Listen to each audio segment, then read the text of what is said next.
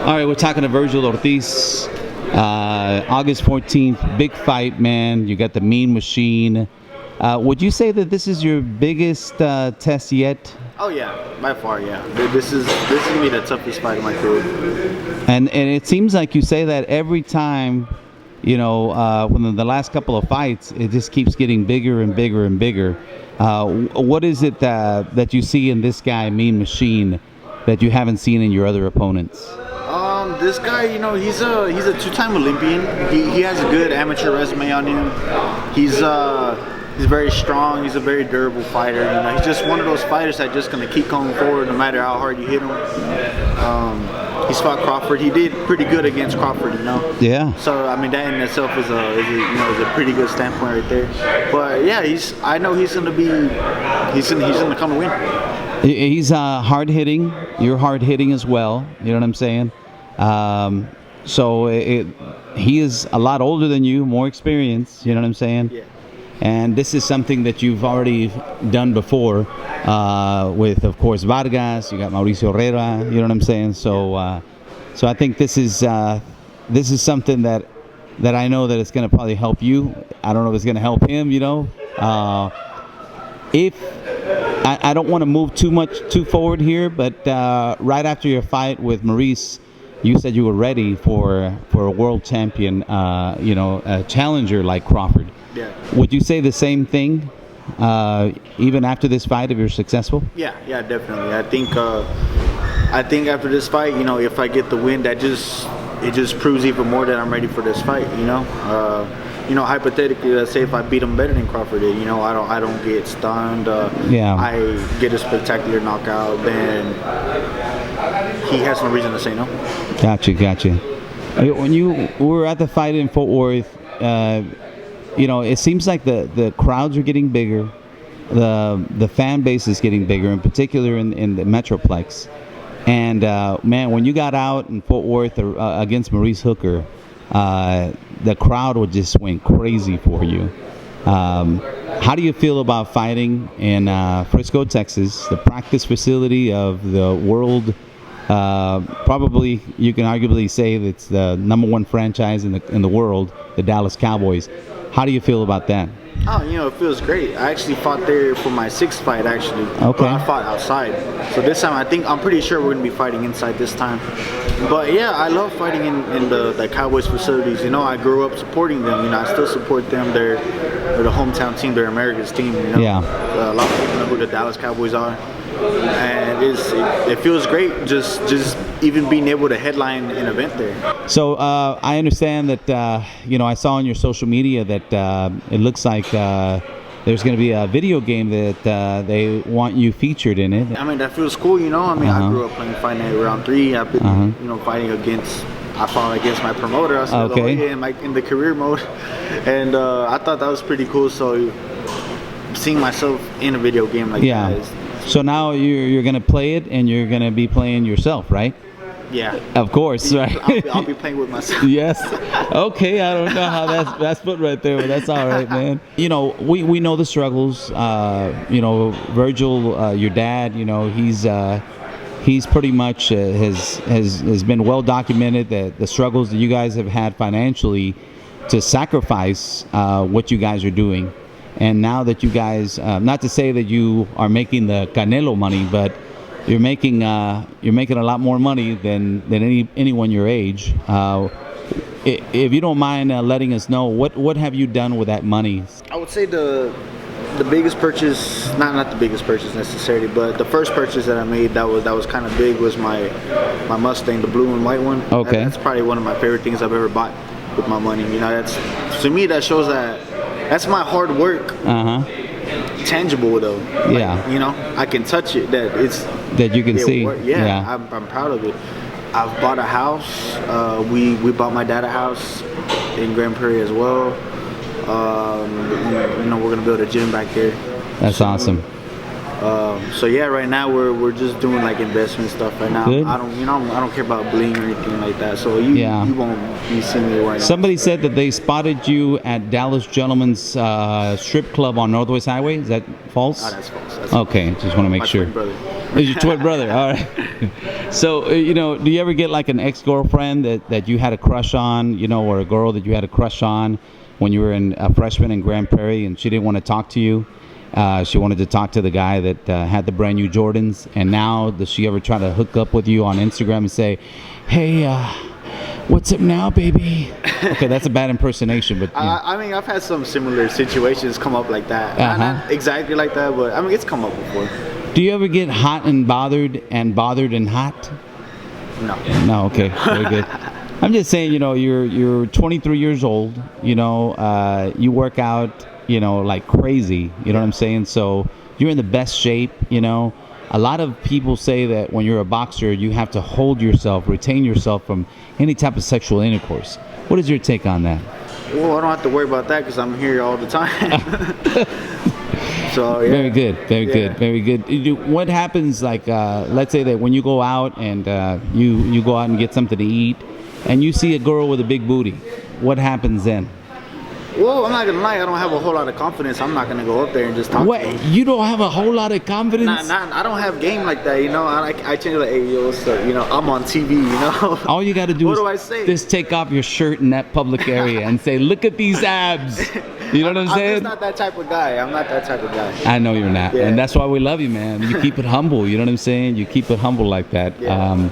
So, you know, you've made these purchases, and I think doing what you've done, you're very modest because you've shown your gratitude with your father. I mean, he just, you know, that Honda over there, you just showed up with a Honda, brand new Honda, and you got it for him. Yeah. You know what I'm saying? Yeah. That is a beautiful thing to see, and I think you know, he appreciates you.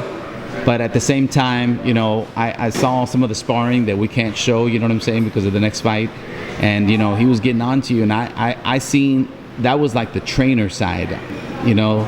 Like for me, I don't know if I could do that, man, because I'd be like, I see you, son, I can't do this to you, man, you know. But he really has to put those things and separate those things. The good thing is that you understand it, right? Yeah. And that's what you need. You know, you don't need somebody to, you know, give you a daddy hug or anything like that. You know what I'm saying? But I think you guys are in this together. And, man, I am just super excited about this fight happening in Frisco, Texas, home of the Dallas Cowboys. Is there anything you can tell the people out there that want to watch a good fight? Is there anything you want to say to the viewers out there? Man, well, if you haven't seen me fight yet, you're missing out. You know, just check out the highlights. This guy that I'm going up against, you know, he's a real deal. It's going to be a very explosive fight, and I promise it's going to be the best one. It's going to be the best one ever. How long does this process take, Vergil? About 15, 20 minutes. Really? Yeah, about 15 minutes every day. So there's a whole bunch of stuff that goes into this. Yeah, huh? So just making sure he has good room so he can close his hands. Also protect his fingers from getting cut, because these actually cut you. Even after a fight, all the boxers, they won't have none of this skin. It'll be pretty much to the meat or under the, or past the meat. So that's why a lot of them have a lot of how do you say it? Scars? Scars, real bad scars. It's because the gauze is like touching. You know, they have that sandpaper that's not real rough. But it's what they use to wet sand the cars. But you can lightly feel it. But if you do that for an hour, you're gonna go through the skin, through the meat, and all that. Well, that's the same thing. It's bad. Yeah, it's pretty. That's man's hands. When we're talking about this fight that's happening August 14th, man, what can you tell us about this guy he's fighting against? I'm gonna feed it to him. No, I just play. No, no way. His name is Egidijus Kavaliauskas. He's from Lithium. I don't know how to say it. I can't say it. It's from Russia. He's a two-time Olympian. He's 32 years old. He's strong. That guy's real strong. You know, he's a very well-rounded fighter. He has a good jab. He has only one loss to Terrence Crawford, who is one of the pound for pound. Oh yeah. So I mean, that's nothing, you know, to take away from him or take. Actually, when you lose to somebody like that, you learn. When you lose, you learn. So you know, whatever he's got caught with, he's not going to get caught again with, because he has enough experience to see that, look for that shot or recognize the setup. So it's going to be a little bit more difficult to try to take him out, you know. This is going to be a Cowboys facility in Frisco, Texas. How do you feel about being in Dallas, being back again in Cowboy Nation? You know what I'm saying? Is that something that have you ever dreamed about something like that? I mean, you guys have already fought on the undercard on Canelo at the AT&T Stadium, but being the main featured fight, how do you feel about that? Honestly, that's nothing I've dreamed of, first of all, being back at home is always a good thing. But I'll be honest, I've always said that's not my dream. My dream isn't to fight at home. My dream isn't for my son to be the main event, because he's already been the main event for his 10th fight. So that's not my dream. People that dream like that are you're setting the bar too low. That's when somebody says I want to be rich, I want to be the richest man in the world. I don't say I want to be the richest guy in Grand Prairie. Yeah. I want to be the richest guy in Dallas. No, the guy wants to dominate everything. So my dream is for my son to be world champion in several weight classes, to be a pound for pound, if not the pound for pound, be one of the best fighters that's ever lived. That's my dream. So just fighting at home, that's those that dream local stay local. Gotcha. So that's not my dream. What do you see yourself? And we're over here at RGBA, the Robert Garcia Training Academy. There's a beautiful facility right here, as you can see. And then right in the back, this is where everybody trains. I mean, everybody sleeps. So it's like this is something that works for you guys, right? You guys get here 3 months prior to the fight.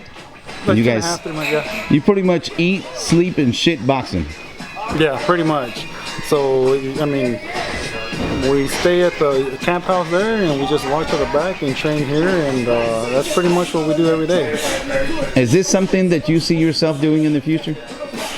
Like other than my son? Yeah, just you yourself as a trainer.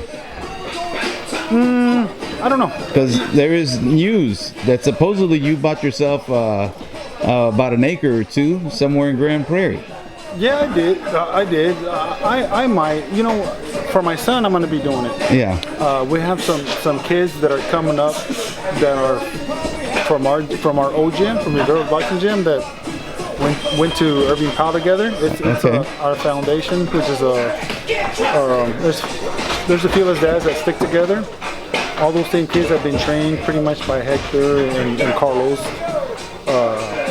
I didn't do too much of those, always with my son. I think since they were little kids, so pretty much the same group. For that group, I'm going to stick around and help them, to open the doors for them. And my son's opening doors for a lot of people. He's putting a lot of attention in the Dallas area, so a lot of these guys are being looked at and evaluated. So for them, I will, but once they're up and done, retired, then I'm probably done, because if you think about it, my son fights 3 or 4 times a year. Let's just say minimum I'm here 2.5. Do the math. How long am I over here in California and my kids are over there and I don't get to see my kids out? Oh yeah. So it just depends. That would be good. And there is so much more. Like, I don't know what's going on with the water in Texas, but there's a lot of good breeding going on over there with the boxing. Yeah. Well, no, there is, and a lot of Texas guys are strong. Yeah. Texas people are very strong. They're very strong. We're just, I don't know if it's the water or what. Yeah, or the corn dogs from the state fair. Something, right? Hey, that's a shout out sponsor. Alele. But Big Tex. Yeah, you have a new sponsor that you shouted out to on your social media. Who was that? It had to be Vergil. I don't. Okay. Oh, the chiropractor thing. There's the chiropractor. Oh, okay, yeah, the chiropractor. Yeah. Chiropractor. Vergil keeps up with that stuff, because I just focus on training. I like what you said, because me and you have had the conversation. Like, I'm come from the marketing standpoint, right? Like, man, we can do this on the marketing side. You can do this on the marketing side. Maybe we can do a skit like this and scoot. And then you were like, Mauri, if we worry about all the promotional, the marketing, and increasing the following and all of that, then we're gonna stop focusing on this. This is the most important thing, the hard work. That will come later. I like that you said that. You said Golden Boy is a promotional company. They do all of that. And to me, on the fan side, like, now we got to promote this fight, man. This is D-Town and, Funkatown. This is Grand Prairie. And you're more worried about training. Because there are some other boxers that are just so worried about the social media status and how many followers I have, you know, what I got to do next. Who do I have to collaborate that has a lot of other followers that can gain me more followers? And they take off their focus off of what's really important. This is the ring. Well, I mean, it's the generation that we live in now. It's the new generations coming out. It's about followers, and you know, it is still part about followers, but at the same time, you know, those followers ain't gonna fucking fight for you. You get in there and you start taking that ass whooping, and see how many followers go in there for you. You know, Ni madres. Yeah. So if you focus on this, those followers are gonna be there at the end if you get there. Yeah. But what if you have all those followers? You'll never get to the end because you're too busy on worrying about followers and you know, you just promote yourself, help this and that. But the most important thing is your game. Yeah. That's your important thing. If you focus on that, then you'll take care of it. But I don't like. Hey, what's up, Fabio? How you doing? This is Robert's other boy. I don't like focusing on that. Yeah. It's not a. You take too much away from the game. There's some other boxers that have so many following. Like, if I'm not a boxer, then I can probably be, you know, like a model or a real estate agent. They have a backup plan. Yeah. Vergil doesn't have a back. This is all he does. Well, you know, right? Well, here's the thing. A lot of those guys have a backup plan because they're not sure of themselves. Ooh. No. But you should always have a backup plan. Yeah. He has a backup plan, but let me guess, guitar player. It's not gonna be. It's not gonna have to do with. How do you say it? I don't know the word I want to use, but his backup plan doesn't include the dependence of his social media. Okay, I got you. He's too smart for that. Yeah. My son's backup plan is use his fucking brain, finish going to college or whatever, and doing what he wants to do. He can do anything he wants. He's a very, very smart kid. I see. If he don't have no followers, guess what? He's still gonna make it. If he does, he's still gonna make it. So that's his plan. Is go through with boxing, and at the end of his career, don't have a question. I should have been training, or I should have done this. I went all in. I did my job. Now I'm gonna go finish my other career that I want, and that's it. Because after all said and done of this, think about this. His other career is just gonna be a hobby. That shouldn't be something for him to do. That's something that you wish you could do. Is not have to work to the end because you have to, but because you want to. Just because you want to do it. That's my goal for my son. So. Well, you've raised a good young man, and the discipline, you know, is just crazy. The discipline you have to wake up every morning to do this, to be on the grind. I mean, have you and him ever had a ABC Family movie fight? You know what I mean by that? Where he just tells you, "Dad, I'm tired of just living your dream. You're going to live your dream through me, and I don't want to do this." No, but when he does, I'm gonna say let me have those cards that you got that dream from. Ándale, caro. Now you can go back to your regular life. I'll take your cards and all your shit. No, but he's understood since he was a kid.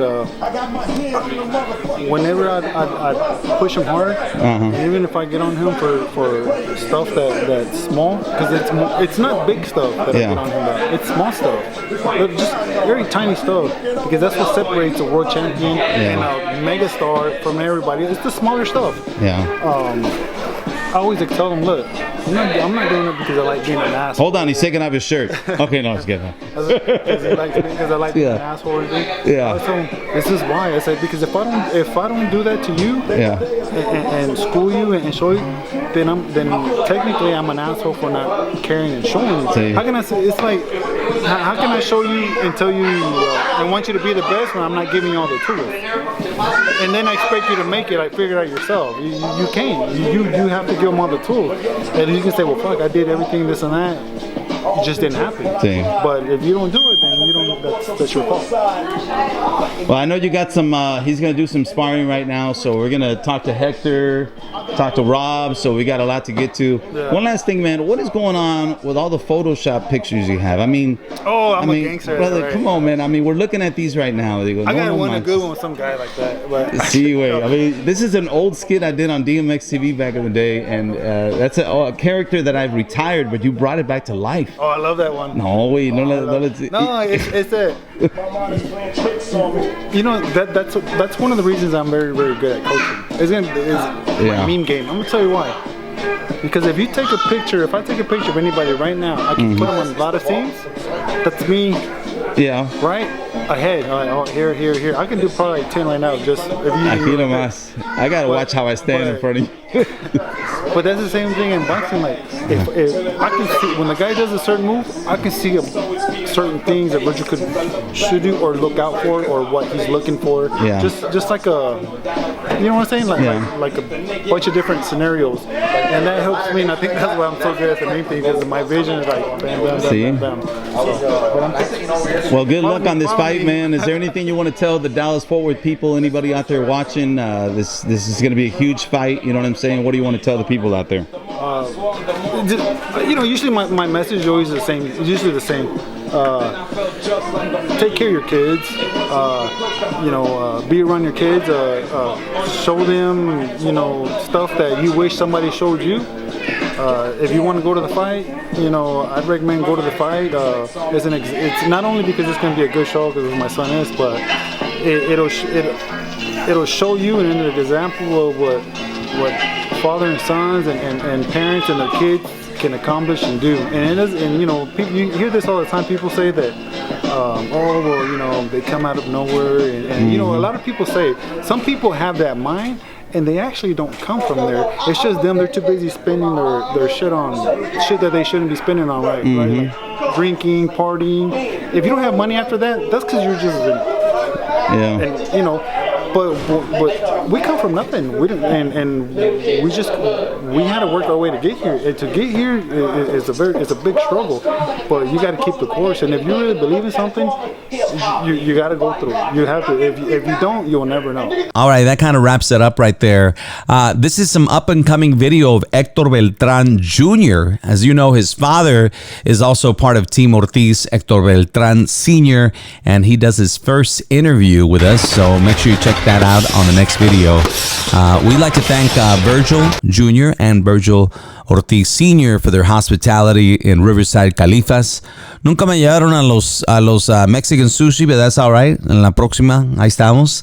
I want to remind everybody that you can follow me on Facebook, Instagram, and TikTok, and that's under Mean Mauri. I just got a new TikTok. I'm doing some new videos, new tutorials on how to twerk over 40 if you're a man. It really does help. You can earn extra money by being a male stripper, and twerking is the way to go. Also, if you ever end up in prison and you want to stay away from people that want to rape you, twerking is a good way to make sure that doesn't happen. I'm kidding.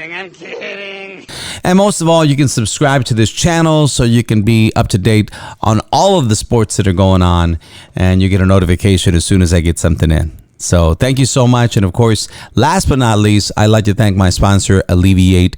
If you have been hurt in a car wreck, call our good friends at Alleviate at 214-305-7100. All right, se bañan y no se tomen el agua.